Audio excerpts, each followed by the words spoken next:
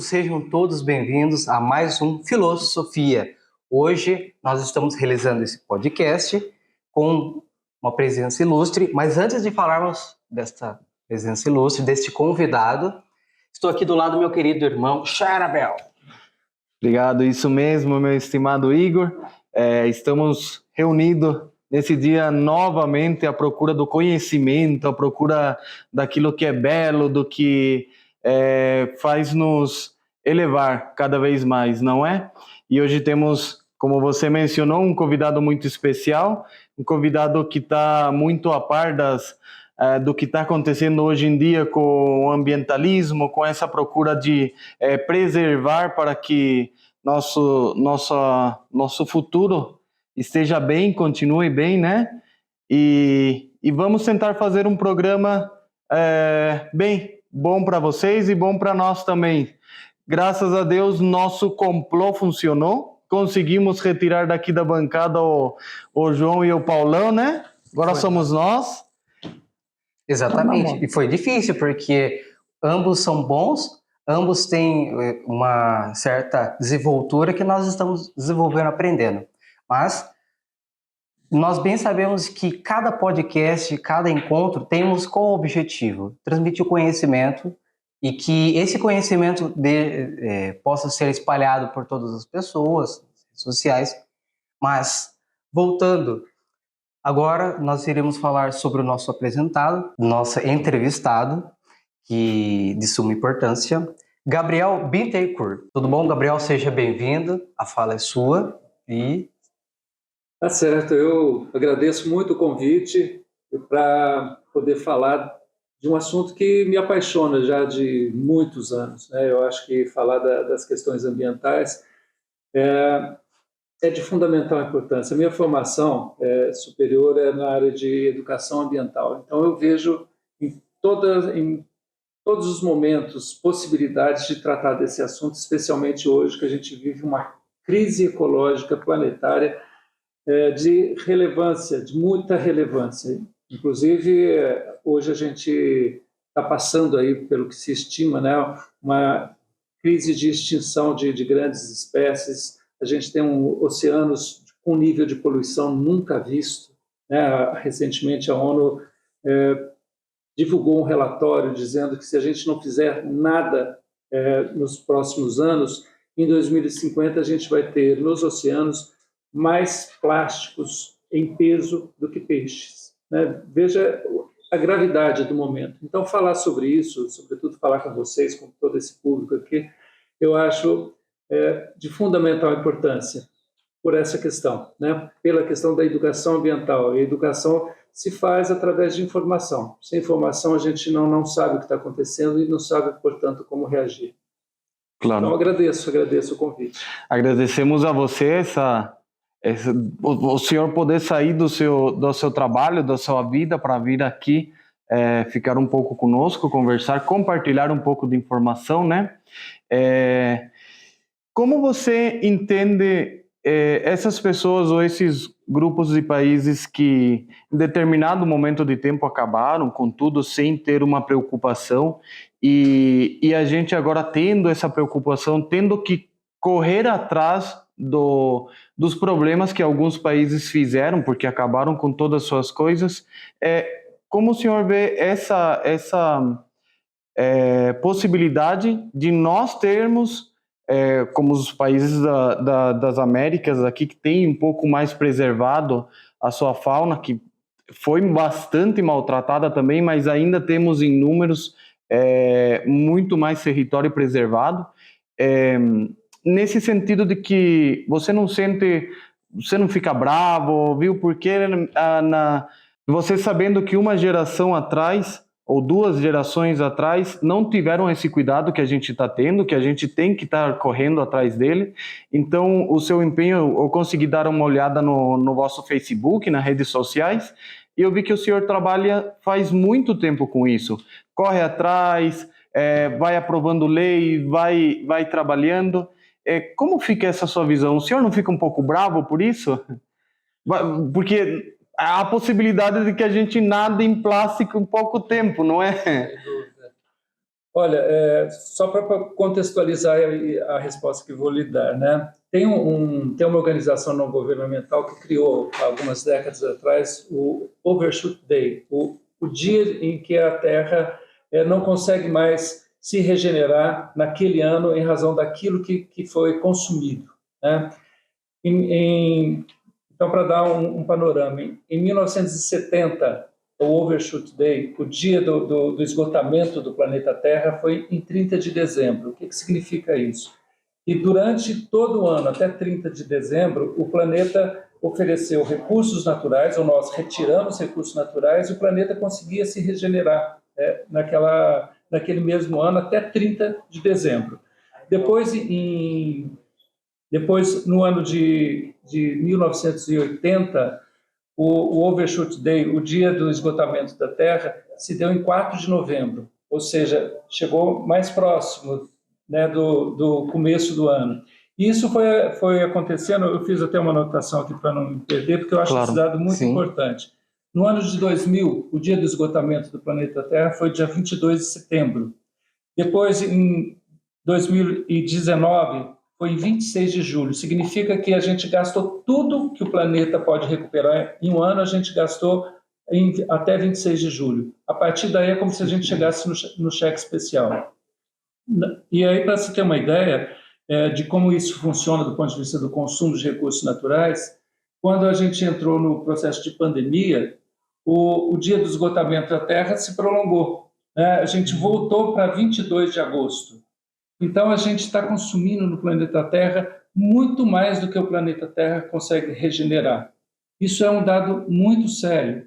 Agora, do ponto de vista, focando um pouco mais na sua pergunta, do ponto de vista do que um faz e o outro não faz, o que um fez e o outro deixou de fazer, a gente tem, por exemplo, ainda pegando esse Overshoot Day, né? No Catar, o Catar é um país com poucos recursos naturais. O dia de esgotamento dos recursos naturais no Catar, no ano passado, foi dia 14 de fevereiro. Então, chegou 14 de fevereiro, ele já esgotou tudo que ele teria direito de esgotar durante o ano. Então, se a gente tivesse o mesmo nível de consumo, por exemplo, dos Estados Unidos, que é um país altamente consumista, a gente provavelmente ia reduzir para o primeiro semestre, eu não sei exatamente que mês seria, mas no primeiro semestre a gente iria reduzir o esgotamento do planeta Terra. Eles emitem, e agora a discussão está bem nesse sentido, no sentido da democracia do ponto de vista ambiental. Os Estados Unidos emitem 25% do gás carbônico, que é um dos responsáveis pelo aquecimento global e, via de consequência, pelas alterações climáticas. Nessa medida, hoje, nas reuniões globais, se cobram desses países, né, ações ou até financiamento para os países em desenvolvimento para que eles possam garantir aquilo que eles não garantiram no passado, se a gente puder falar especificamente em uma situação, no caso das florestas, né? Grande parte das florestas do primeiro mundo foram devastadas. Hoje estão em processo de recuperação, como, por exemplo, a Alemanha o faz. Mas no Brasil nós temos aí a maior floresta tropical do mundo, guarda a maior biodiversidade do mundo. É importante para o mundo a sua preservação, mas a gente tem, por uma questão de justiça, né, do ponto de vista democrático, se a gente for falar de uma maneira mais aberta, a gente tem que cobrar destes países que eles também financiem a preservação, a conservação, melhor dizendo, é o termo mais adequado, a conservação da floresta amazônica. Claro, porque todo país, para se desenvolver, para levar, é como que tirar um pouco a falsidade de que poderemos viver somente nesse momento de vida, que a gente vai poder viver somente de maneira equilibrada com a natureza e sem explorá-la, no sentido da devastação mesmo. Ainda não temos uma sociedade que conseguiria viver dessa maneira, de equilíbrio com a natureza. Então, a sociedade do Brasil como tal, ela precisa se sustentar. Está em crescimento, tem uma população grande, então o devastamento, se não tiver uma iniciativa, como o senhor está falando, eu acho que tem o nome, é crédito de carbono, não é? Que ele fala. Se esses países não injetarem de maneira direta para a população dinheiro para que eles possam coexistir sem a necessidade de desbastar mais do que o que ainda a gente tem, né? Então seria muito interessante se fosse de maneira mais ampla, né? Porque eu acho que os países mandam alguma coisa. Eu já escutei de alguns milhões, mas nós somos 200 milhões de pessoas aqui, né? E temos muita gente em pobreza.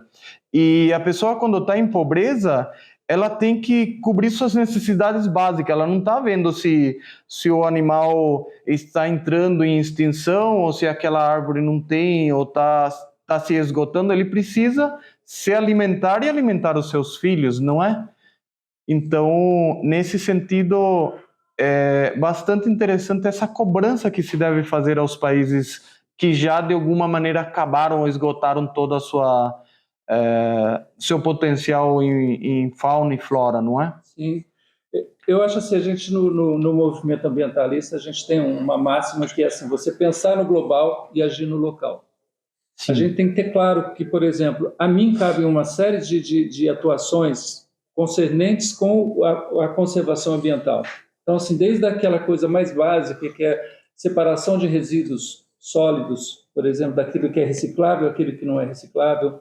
Mas isso, do ponto de vista individual, isso nos compete, mas isso é muito pouco se a gente for pensar, por exemplo, numa ação governamental, mesmo que seja de uma prefeitura, que eventualmente, na questão de um plano diretor, aí juntando tanto o executivo quanto o legislativo, pode formular uma lei que seja uma lei que, por exemplo, impacte negativamente os nossos recursos hídricos. Então, aquilo que eu faço tem um determinado peso, aquilo que a prefeitura faz tem outro peso, aquilo que o Estado faz tem outro, aquilo que o país, a nação faz, tem um peso relevante também. O Brasil é um dos países com a maior desigualdade entre as pessoas. Você tem as pessoas muito pobres e as muito ricas numa proporção absurda. 1% dos mais ricos do Brasil consomem muito mais do que grande parte da população pobre.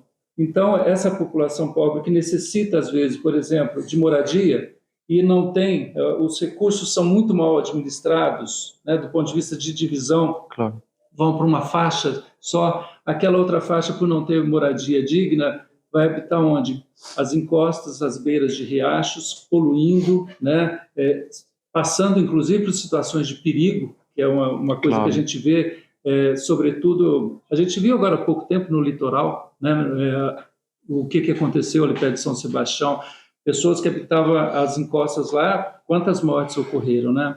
Então, tem essa coisa também do país ter as suas ações próprias no sentido da conservação, que não precisa ser só a conservação das florestas, dos recursos hídricos. Você saber administrar os recursos do país, os recursos econômicos, financeiros, de forma equitativa, é também você olhar para essas populações e, olhando para elas, dando condições dignas de vida, você evitar que elas possam impactar os recursos hídricos, impactar as matas, porque quantas vezes a gente vê, aqui perto de Itapiraí mesmo, há muito tempo a Polícia Florestal ia atrás de gente que eram chamados de palmiteiros. Uhum. Cortava o palmito jussara de lá, que é importante na conservação da floresta, mas para subsistência, não tinha outro mecanismo. Então, para essas pessoas, os governos têm que dar condições para que elas possam viver. Mas, para além disso, aquilo que ultrapassa as condições do país, a gente tem que acionar, né, as organizações mundiais, seja a Organização das Nações Unidas e outras, para que elas possam contribuir para que o nosso desenvolvimento ele seja, palavra um tanto desgastada, né, mas seja sustentável. Verdade. Sim. E já entrando no gancho que você comentou, no momento, você falou assim que pequenas ações podem construir, né, de certa forma, uma sociedade, um mundo melhor. Mas, para você, quais seriam essas pequenas atitudes iniciais que as pessoas poderiam ter, além da consciência e da noção, né, porque nós vemos que em cada família, cada um tem uma certa atitude de construir, mas acho que um pequeno passo geral, como que poderíamos começar na conservação? Olha, são muitas ações que eu poderia citar, mas eu vou pegar mais polêmica, vou pegar aquela que causa mais debate, inclusive, né? O ser humano, ele usa demais os animais como fonte de alimento, né? Para você ter uma ideia, focando aqui no Brasil, se pegar Mato Grosso tem 3,7 milhões de habitantes e tem 34 milhões de cabeças de gado. Gado que precisa de espaço, precisa, portanto, muitas vezes o desmatamento para ele poder ter o seu alimento, precisa, tem os seus dejetos, né, que impactam os recursos hídricos e, além do que, também eles impactam o clima, né, que hoje a gente sabe essas alterações climáticas estão presentes, não é mais uma teoria. Então, aí parto para a ação individual. As pessoas que não consomem carne, elas contribuem, né, positivamente para o ambiente. E o ser humano não precisa mais, já precisou outrora, né, nos tempos primitivos, claro, mas hoje não precisa. Eu sou vegano há quase 20 anos, sem comer absolutamente, sem usar absolutamente nada de animal. E a gente tem eu falei no Brasil, mas se a gente for pegar no planeta, 7 bilhões e pouco de pessoas, a gente tem mais de 70 bilhões de animais para o consumo. Então, essa coisa do veganismo, ela tem uma vertente ética, né? Assim, eu não quero matar aquilo que eu gosto de animais, eu não vou matar. Sim. Mas tem a vertente também ambiental. O maior impacto ambiental hoje que se tem é pelo consumo de produtos animais, sejam mamíferos, né? Como o gado, o porco, né? Seja, inclusive, peixes, né, por conta da pesca e a sobrepesca, que é uma coisa que tem causado um problema muito sério nos oceanos. Então, essa é uma das ações individuais que eu acho que causam um maior impacto positivo, né, do ponto de vista global.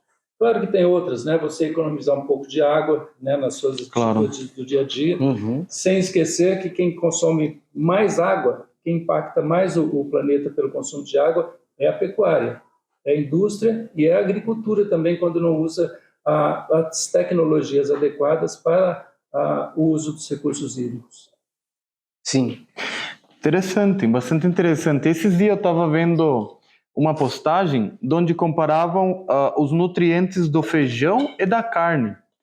E muito se diz que a gente precisa da proteína da carne para poder subsistir isso.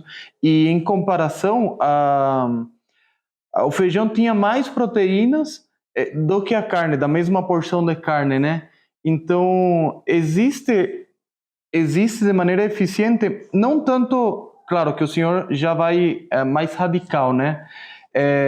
Mas você equilibrar sua alimentação já poderia ajudar, não é? Se um dia deixar de comer carne, uns 2 dias, ou fazer de maneira equilibrada e tentar procurar alimentos mais saudáveis e sustentáveis, né? Então já aí ajudaria. Perfeito. A gente tem... Desculpa, não, pode, continue, por favor. Dentro do que você falou, é claro, assim, eu tenho essa ação radical, mas eu sei que, por exemplo, mesmo quem é vegetariano, é melhor ser vegetariano do que ser um onívoro, né? Comer claro, todo tipo de alimento. A história da carne, a gente, né? Eu digo a gente como uma comunidade vegana que criou a segunda-feira sem carne, segunda sem carne, que é exatamente nesse viés. Primeiro, de mostrar às pessoas que é possível você viver claro, sem carne, que tem um universo enorme de alimentos com altíssima qualidade que pode garantir a sua vida saudável. Então, primeiro isso. E segundo, que se todo mundo, todo o planeta, um dia, que fosse nessa campanha de segunda sem carne, deixasse de comer, teria um impacto positivo. Então, a gente tem que pensar também nisso, né? Na capacidade de contribuição que cada um tem. Eu sei que você ser vegano, por exemplo, é muito difícil do ponto de vista cultural. Eu sou mineiro. Mineiro, por exemplo... mineiro come, por exemplo, eu chego na casa dos meus pais, chegava lá, às vezes, para uma festa, um almoço, é porco em cima da mesa, claro, né? Um gaúcho, por exemplo, é churrasco o tempo todo, né? E não só gaúcho, né? O Brasil tem esse hábito. Então, é difícil. Mas se a gente entender, se a gente se informar e perceber e, por exemplo, para produzir 1 quilo de carne, você gasta 15 mil litros de água. Nossa. Se a gente considerar todo o processo, né? Você começa, e se você tem compromisso com a conservação ambiental, você começa a pensar, opa, tem que diminuir um pouco esse consumo. Olha, e um exemplo disso, minha família assim, é dona de churrascaria, toda a minha família. Então a gente come muita carne desde sempre. E minha avó, ela uma vez por semana, ela fazia tofu frito. E era uma delícia, cara. Muito, muito bom. Verdade que a gente podia comparar com qualquer carne. E esse dia que a avó fritava os tofuzinhos pra gente era uma festa. Verdade que sim. Agora, puxando um pouco, o senhor falou da parte legislativa, a gente percebe, vendo aqui, o senhor foi vereador por algumas oportunidades, né? E nesse sentido, como poderia desenvolver leis que fossem mais fortes para os produtores ou para aquelas pessoas que consomem mais recursos naturais, mas sem prejudicar a parte mais pobre? Porque se a gente aumenta os preços da água, dos recursos necessários para a pecuária, por menos, vai aumentar também o valor da carne, certo? E aquelas pessoas mais pobres são as que mais necessitam. Então, como ter esse equilíbrio, esse justo meio? Olha, do ponto de vista legislativo, é uma coisa extremamente complexa. Eu, quando entrei na Câmara de Vereadores de Sorocaba, eu imaginava assim, um ambientalista dentro da Câmara e você ia pensar em legislar só sobre esse assunto, mas você começa a perceber todas as vertentes, né, que convergem para as questões ambientais. Então, o consumo de água, por exemplo, é uma questão ambiental muito, muito séria. Você ter transporte público e eficiente, a fim de que as pessoas não usem tanto o carro, é uma vertente ambiental também muito importante, né? Então, no ponto de vista da água que você estava falando, uma taxação que seja gradativa, né, que faça com que quem consuma mais água, pague mais, do ponto de vista da comparação com quem consome Claro. pequeno, é uma forma equilibrada de você fazer com que aquela pessoa que consome muito economize água. Porque quem consome muito, se a gente for pensar só em consumo doméstico, vai consumindo muitas vezes mais do que necessita. Sim. Então, isso garante que você tenha uma faixa social, por exemplo, de pessoas que você possa, inclusive, desonerar. Até tal faixa de consumo, você não paga nada ou você paga uma taxa mínima. A partir daí, você começa a pagar de maneira gradativa, aumentando exponencialmente o valor do consumo de água. Esse é um exemplo, né, do que a gente pode fazer. Claro que aí você tem outras questões que você foge da esfera do legislativo municipal, mas do legislativo federal, da União, você pode, por exemplo, pensar numa maneira de você equilibrar, por exemplo, a questão fundiária. O Brasil é o segundo país com maior concentração de terras na mão de pouquíssimas pessoas. Isso traz um impacto muito grande do ponto de vista ambiental. Primeiro porque, assim, esses grandes latifúndios, na maior parte das vezes, eles são voltados a produzir grãos para exportação. Eles têm uma desoneração fiscal na ordem de 350 bilhões que eles não pagam, né? Eles produzem esses grãos e na monocultura você depende muito de agrotóxicos. Os agrotóxicos impactam não só quem consome diretamente, mas os recursos naturais também, o solo e os recursos hídricos.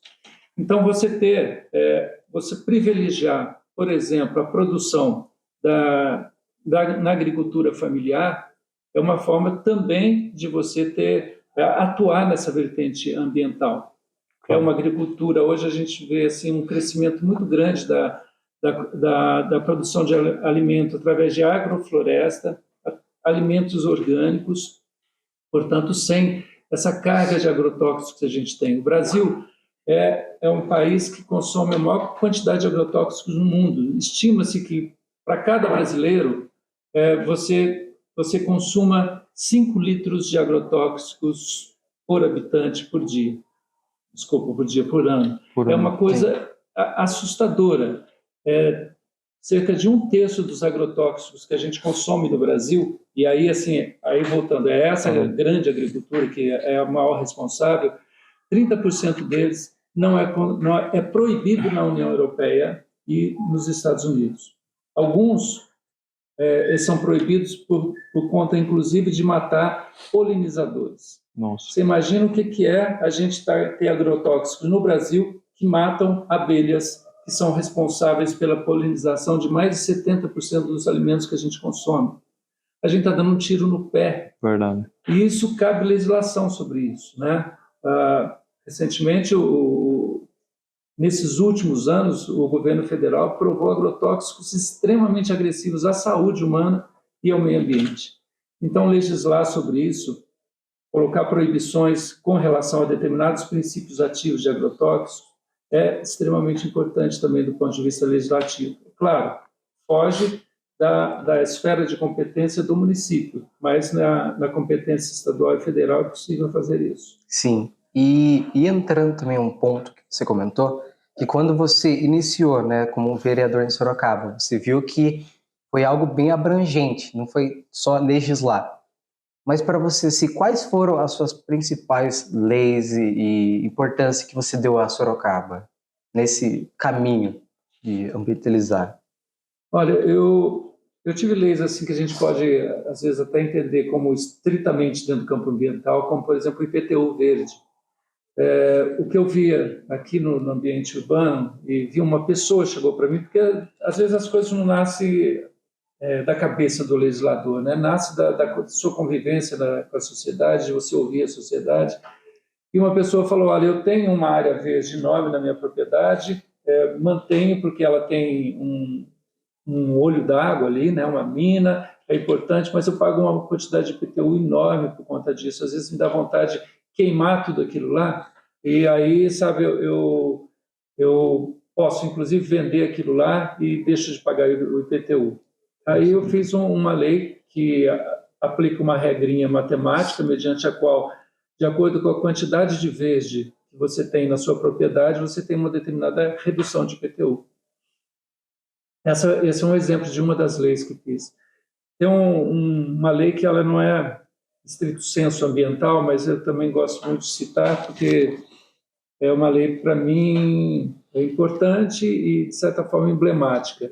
Eu discutia na Câmara Municipal um tempo atrás, quando eu era vereador, discutia assim, que tipo de situação um animal dentro do circo ele pode ser mantida uma certa dignidade, né? De que maneira a gente poderia legislar? Sorocaba só pode ter animal em circo desde que isso, aquilo, né? Até um dia que eu vi um circo que trouxe um hipopótamo, né, dentro de uma banheira. Falei, como ter um hipopótamo no circo? Que absurdo é esse? Já não basta assim, os elefantes, né? Animais que têm na sua vida silvestre caminham quilômetros e quilômetros por dia. E aí aconteceu na Câmara um fato inédito, né? Mas por sorte nossa, eu resolvi fazer um projeto da seguinte ordem: em Sorocaba é proibido circos com animais. E pensava eu, porque a Câmara é interessante assim, porque você atua dentro das 4 paredes da Câmara, mas o que você faz tem repercussões mais amplas, né? Através da mídia e tal. Falei, bem, eu vou fazer esse projeto de lei, não vai passar, mas pelo menos eu pauto essa discussão na Câmara e na sociedade, tanto quanto for possível. E passou. Foi o primeiro projeto de lei que proibiu animais em circos no município, no Brasil. Né? E quando isso saiu na mídia, eu recebi, assim, na época não tinha redes sociais, mas tinha e-mails, recebi dezenas, centenas de e-mails de vereadores de outras partes do Brasil querendo tomar na mesma atitude. Né? Legal. Mas, para além não me alongar, mas para além das questões essencialmente legislativas, o vereador tem um papel de fiscalização, de estar olhando a cidade, de discutir questões, por exemplo, na época eu era vereador, um hipermercado ia se implantar numa chácara com mais de 600 árvores adultas, elas seriam cortadas para a implantação do hipermercado, mais ou menos 500 árvores. Nossa. E com uma compensação de míseros 500 mil reais para o município.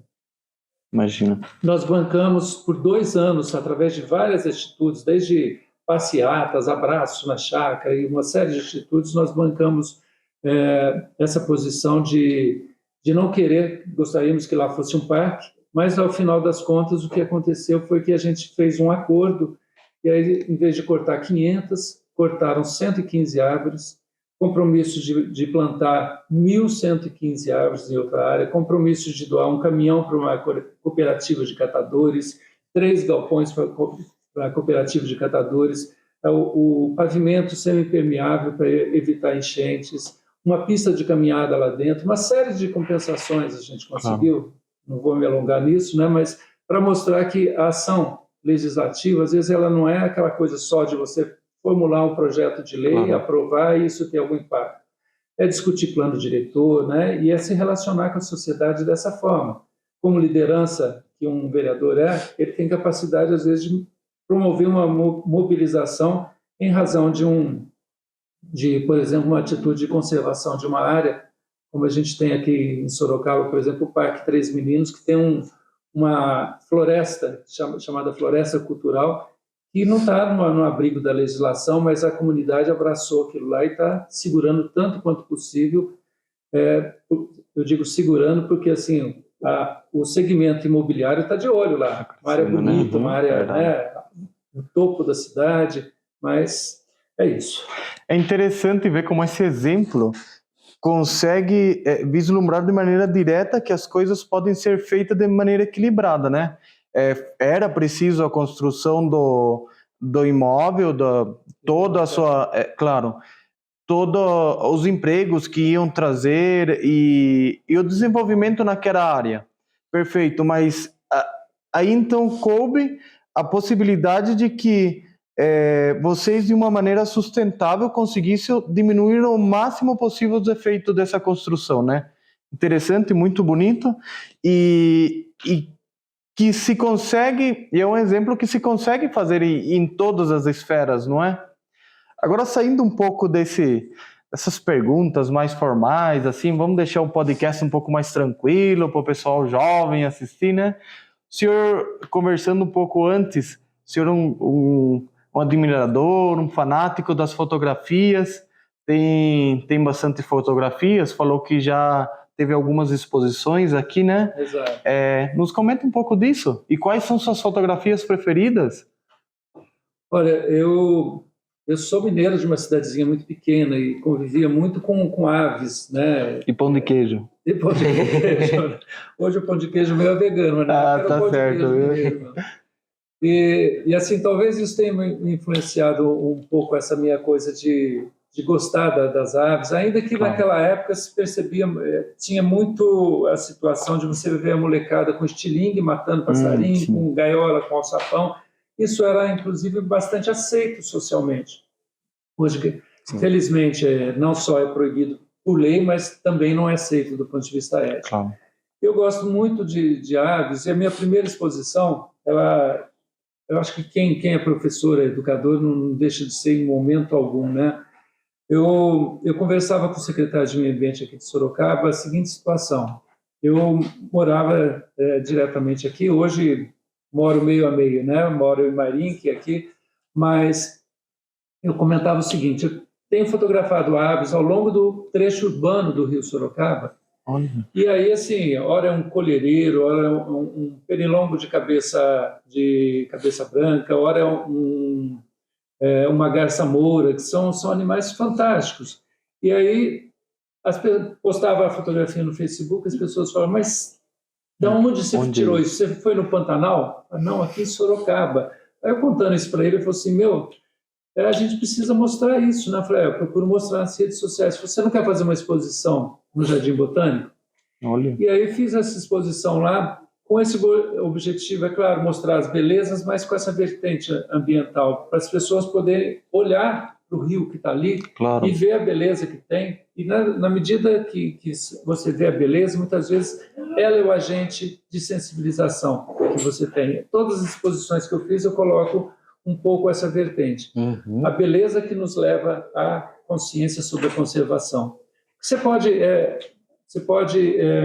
de alguma forma, falar para as pessoas, tentar mostrar para as pessoas a necessidade de ações ambientalmente adequadas, mostrando aquilo que falei no começo, a crise que a gente tem de plástico nos oceanos. Você pode falar de uma série de problemas, né? A crise climática que está aí, e tentar fazer com que ela se sensibilize por aí. Mas também pode sensibilizar pela necessidade de preservação de uma mata para que você possa ter, por exemplo, uma saíra sete cores, né? Você viu? Que é uma ave que eu acho maravilhosa, que tem aqui, né, em Piedade, tem aqui em Itapiraí, está na Mata Atlântica.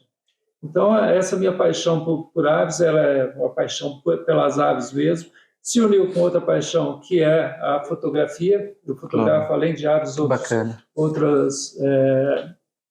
outros elementos, mas essa união que me dá muito prazer. Ir para o meio da mata e ficar lá, às vezes, dias, né, fotografando. Sim. Bonito. E lembrando também que qual é o objetivo do podcast? É também desenvolver todo o conteúdo para que as pessoas possam aprender. E nesse semestre, Gabriel, nós estamos falando sobre democracia. Para você, como que você vê a democracia no mundo de hoje e também ligando com a sua visão sobre o ambientalismo e tudo o que você nos trouxe aqui, até agora aqui, falando esse tema? Olha, se a gente pensar em democracia de uma forma mais ampla, gostaria de colocar o seguinte: a gente tem a democracia no Brasil, a gente tem, pelo menos supostamente, democracia no Brasil, democracia nos Estados Unidos, são as grandes democracias conhecidas. Aí você vê nos Estados Unidos e fala, mas espera aí, na eleição que elegeu o presidente anterior... Bolsonaro. Hã? Bolsonaro? Não, nos Estados Unidos. O Trump. O Trump, na eleição que a concorrente dele, a Clinton lá, ela não teve mais voto popular do que ele. Sim. Então, assim, isso de fato é democracia. Aqui no Brasil, né, a gente elege... A Câmara Municipal de Sorocaba, época que eu fui vereador, elegeu o vereador que não tinha noção do que fazia na Câmara. Ele tinha sido preso por tráfico de drogas, por roubo de carga e por essa coisa que às vezes ainda acontece, infelizmente, muito aqui, por dar cesta básica aqui, cesta básica lá. Ele se elegeu e não sabia o que fazer lá dentro da Câmara Municipal. Aí você fala, essa democracia é perfeita? Não é. As nossas democracias, elas têm falhas enormes. A gente costuma, às vezes, falar assim, mas lá na China... Não, na China tem um sistema democrático diferente, que nasce, né, através de cada pequena comunidade, a eleição de um representante, e assim você evolui até eleger o presidente. Mas, assim, a democracia, ela precisa, eu acho que se olhar como falha, né? A democracia representativa, ela tem falhas muito grandes. Eu acho que uma das formas da gente começar a melhorar o sistema representativo é a gente avançar para uma democracia participativa, né? A gente tem conselhos, né? Conselho de saúde, Conselho Municipal de Educação, de Cultura, mas muito frágeis. Alguns existem porque são imposições legais, mas a população não é estimulada à participação. E aí cabe, né, na medida que você tem... na política, governantes que entendam essa importância, ele promover mecanismos que incentivem a participação da população. Nos 2 mandatos anteriores de governo Lula e depois de governo Dilma, eu participei das conferência municipal, depois fui eleito para a conferência estadual, depois a conferência nacional de meio ambiente. Discutimos as políticas ambientais no Brasil inteiro. E isso gerou, no seio do governo, várias ações, essas sim, concernentes com aquilo que está pensando toda a comunidade. Então, democracia, do jeito que está, ela está muito falha. Ela elege pessoas que não representam, de fato, aquilo que se espera, né, de um político. E aí, assim, eu citei um exemplo local, municipal, mas a gente pode citar vários no Estado, inclusive nas câmaras dos deputados e Senado. Claro. Sim. Agora, como toda a sociedade em procura da perfeição tem que passar por um processo, né? E eu acho que a democracia está vivendo isso. ela cada vez mais a gente vê que ela está mais consciente, está mais limpa também, porque antigamente, quando eu era criança, a gente escutava bastante dessas coisas, não, da cesta básica para fulana de tal votar por alguém, ou da dentadura, e hoje em dia a gente já não vê muito isso.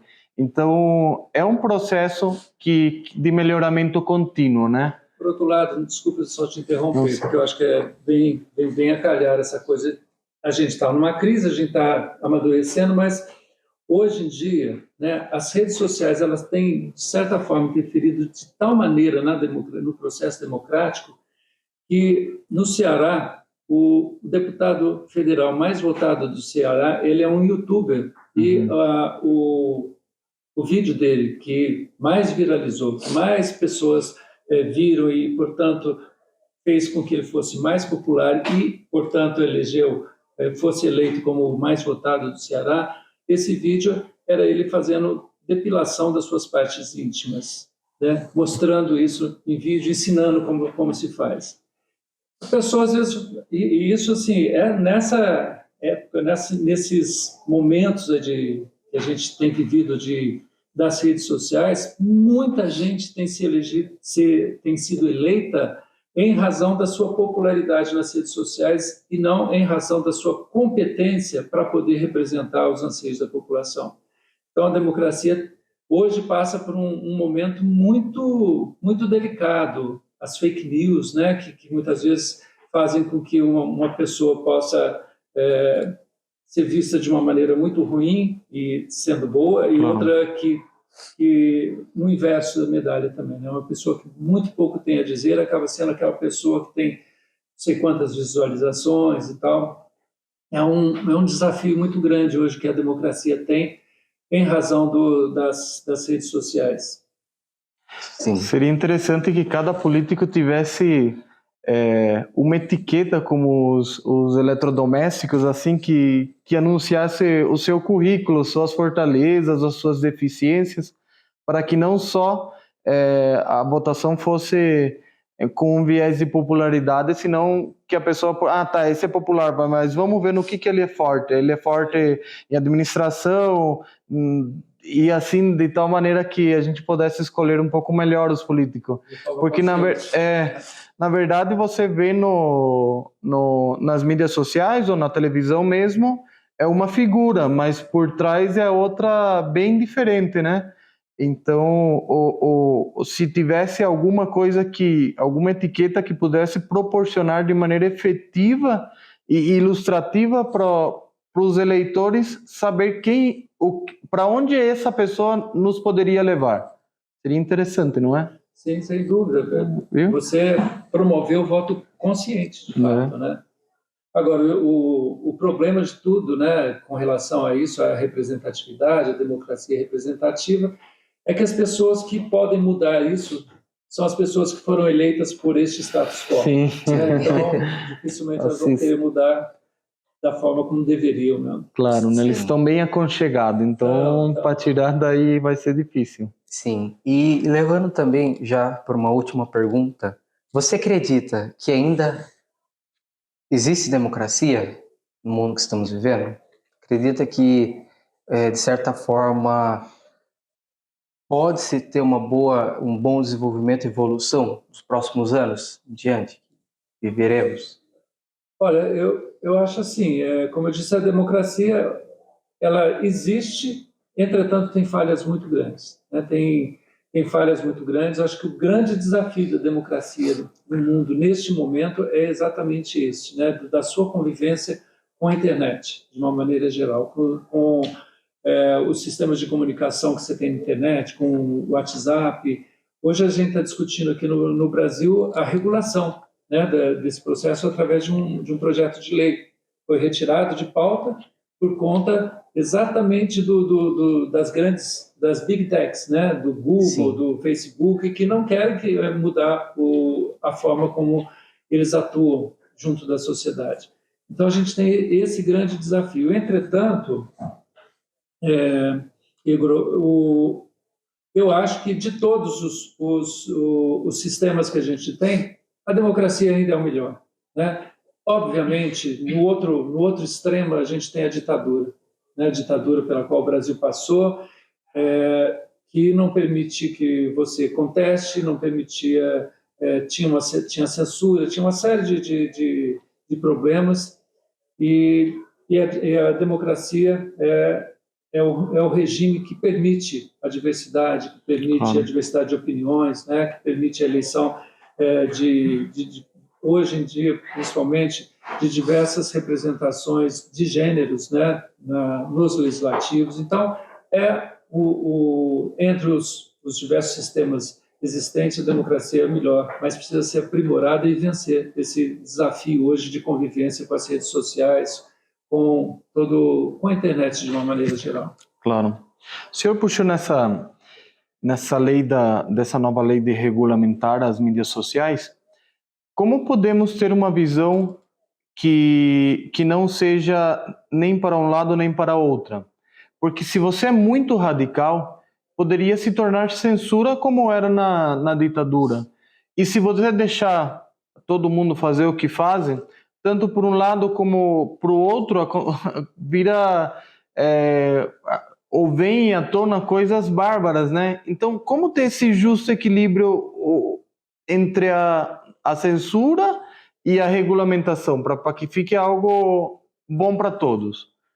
Olha, hoje esse é o grande desafio, né? Esse projeto de lei procura jogar para a sociedade a função de regulamentar, e no sentido de ver aquilo que é bom, aquilo que é saudável, aquilo que não é.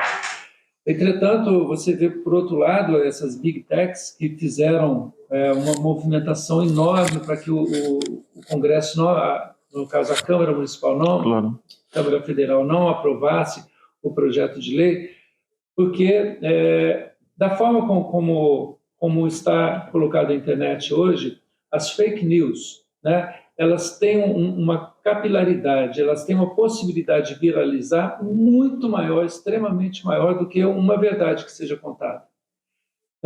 Além disso, você tem, por exemplo, o Telegram. O Telegram está suspenso no Brasil porque por ali se movimentou comunidades de pessoas, simpatizantes do fascismo e do nazismo, né, neonazistas, que se organizaram através daquele veículo para poder promover morte de crianças nas escolas, por exemplo, como aconteceu recentemente. E aí você tem que ter um mecanismo de controle disso. E o Telegram não quis passar para o judiciário brasileiro a identificação das pessoas que estavam envolvidas com massacre em escolas. Então, assim, você tem um campo muito, muito vasto que você tem que restringir para o bem da sociedade. Tem esse exemplo do Telegram, mas tem outros, né?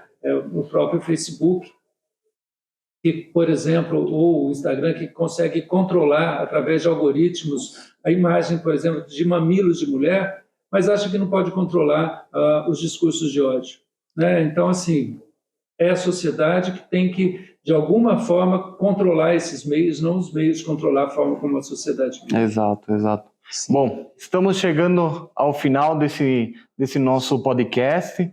Hoje conseguimos caminhar por vários assuntos, né? Até fotografia fomos parar. Tivemos a ilustre presença do Gabriel Bittencourt, personagem sorocabano, muito influente aqui, e sempre envolvido com essa luta na preservação ambiental, não é? Então, queríamos agradecer novamente a sua presença, o seu tempo, agradecer também ao nosso imenso público por essa participação, aos colaboradores que estão aqui presentes, nos ajudando todo dia. Então, para finalizar, o senhor quer fechar com broche de ouro? Bem, eu que agradeço a oportunidade, né, Javel? Eu acho que agradeço o convite que me foi feito, agradeço meu amigo Rodrigo, professor, Igor também aqui na apresentação, porque, como eu disse no começo, eu acho que quem é educador, né, a minha atuação é muito na educação ambiental, a gente quer ocupar todos os espaços possíveis para poder levar a informação que a gente entende que seja informação de qualidade para a alteração dos comportamentos vamos chamar comportamentos deletérios ao meio ambiente, né? Promover uma nova consciência socioambiental. Isso é extremamente importante. Eu, de jovem, falava, olha, a gente tem que atuar para melhorar o mundo para nós, mas, sobretudo, para as futuras gerações, para os nossos netos. Hoje eu já tenho os meus netos e olho para eles e quero que eles tenham um planeta mais adequado para viver, melhor do que esse que a gente vive, com todas as falhas que tem em todos os campos, mas a nossa luta é para melhorar para essa geração. Perfeito, ótimo. Exatamente. Muito obrigado. Eu agradeço, foi um prazer. E esse foi mais um Filosofia. Yeah. Yeah.